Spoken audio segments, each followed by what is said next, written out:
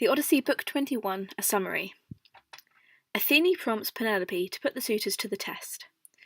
She goes to the storeroom where Odysseus' treasure is and takes the bow, crying. There is a long story about how Odysseus got the bow, but essentially it could have been linked to Apollo, who is one of the gods of archery. That's one of his specific the things he is in charge of. So this bow was a symbol of Odysseus' presence at home because he didn't take it to Troy. So it's almost quite symbolic that she is now giving it to the suitors, not forever, but for them to win her hand, as she is now like replacing him, and so using his bow to do this. She brings the bow to the hall, followed by women carrying axes, which Odysseus had won as prizes. She covers her face and addresses the suitors. Whoever can string the bow and shoot an arrow through all 12 axes will win her hand. So as I mentioned in one of the previous videos, this is through hoops in the handles rather than through the actual axes. She tells Eumaeus to give the suitors the bow and cries, along with Philoetius, who is clearly quite emotional. Antinous ridicules them for crying and says that there is no man like Odysseus, but they will try to match his skill in this task. Telemachus says that Penelope is the most desirable woman, and he says that he will try to prove that he is like his father by attempting the challenge. He digs a trench for the axes and lines them up, and the men admire his neatness. He tries to string the bow 3 times and fails. On the 4th go, he almost succeeds, but Odysseus shakes his head, and so Telemachus stops crying. This is quite a revealing bit, so it makes us question, is Telemachus now just as good or heroic as Odysseus? We will never know for sure because he never actually strings the bow, and the fact that Odysseus tells him not to could also suggest that Odysseus feels threatened by this, although the more logical answer is simply that Odysseus doesn't want Telemachus to string the bow straight away. One thing about the bow that I forgot to mention is that it's supposedly very difficult to string. Odysseus is the only man who's ever been able to do it. So that's also part of the challenge, being able to string the bow. But this is interesting, as you know, Telemachus may well be a worthy hero in his own right now. Antinous calls forward more suitors to try. Notice that he isn't volunteering to go first, even though he's essentially the leader of the suitors, and people believe he is the best.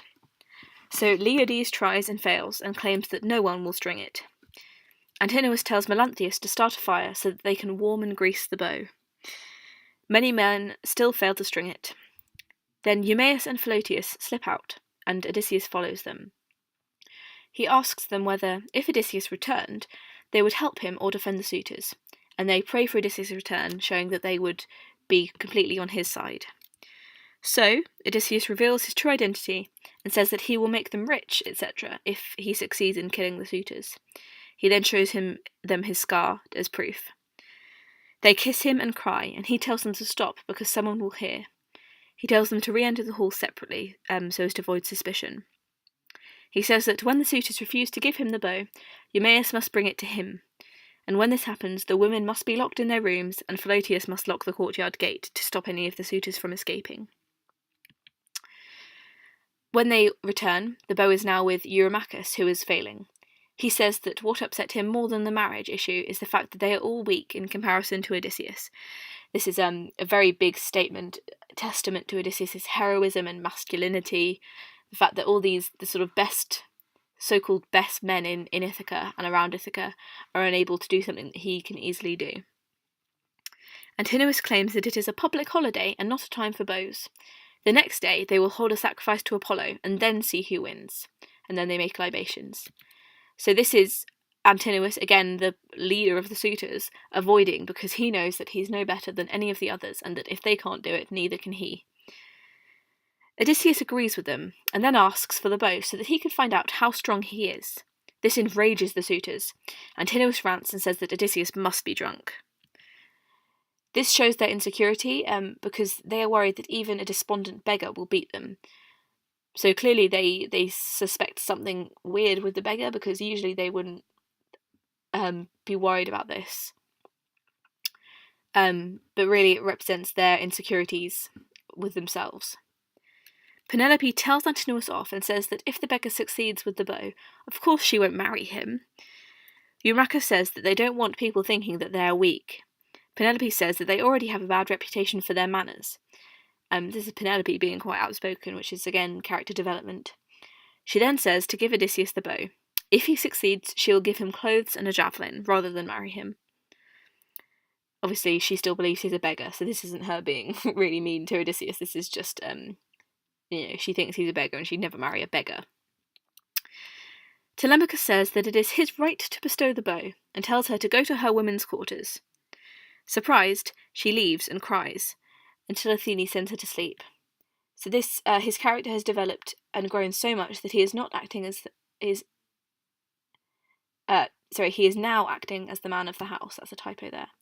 However, this may be a bit far, as he's being quite rude to his mother. But then again, it's a patriarchal society when a man, the son, was really allowed to be rude to his mother, as he was the man, and that was just how it worked. Eumaeus begins to bring the bow to Odysseus, but stops due to insults and anger from the suitors. Telemachus orders and threatens him to continue, and the suitors laugh. Eumaeus gives Odysseus the bow, and then tells Eurycleia to lock the women into their rooms, and if they hear noises, they must remain there. Philotius locks the courtyard door. Odysseus is fiddling with the bow. He strings the bow, mortifying the suitors. Zeus sends a thunderclap to mock the moment, and then he picks up an arrow and shoots it cleanly through each axe. He turns to Telemachus and says that he is not disgraced, but it was the suitors who had done him an injustice. He gives a nod, and Telemachus goes to stand at his father's side. So this is a very paternal image. It emphasises the importance of father and son relationships in ancient Greece. Okay, again, it ends on a big cliffhanger. So, now Odysseus has revealed his identity. So, it's not that unsurprising what happens next. So tune in. It's a bit old school, isn't it? No, I will be posting book 22 very soon. This was a summary of book 21. I hope it was useful. Thank you.